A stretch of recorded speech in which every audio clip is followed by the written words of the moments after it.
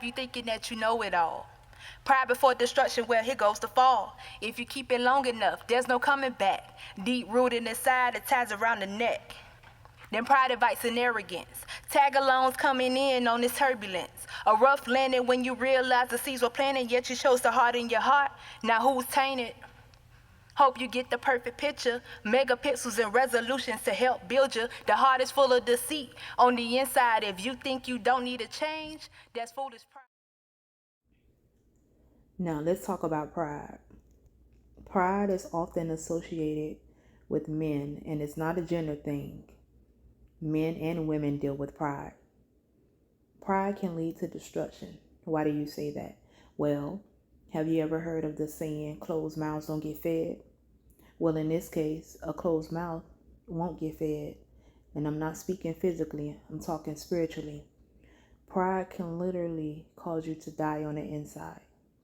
You don't want to speak about anything. You'll hold everything in. And you could be literally going through something and you won't say a word because either you want to keep up this image of I got it all together, or it's just a point of I don't want to bother anyone.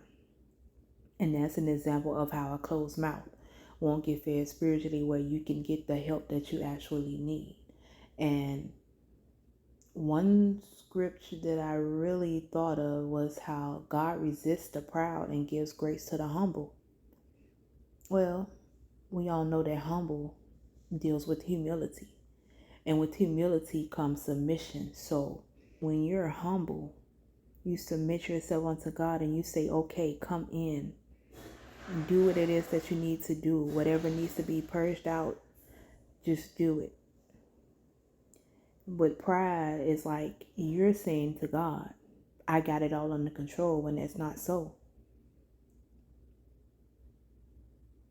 God is a loving and just God with open arms, but we have to be willing to say, okay, yes, I'm filled with pride. Yes, I try to take control. I don't have control. I don't know it all. I can't do it all on my own. If you're dealing with pride, just sit and think, okay, if I don't say anything, I'm just hurting myself. And think about the loved ones that you have impacted, or, that look up to you or come to you for various things in life. Or just think about humility.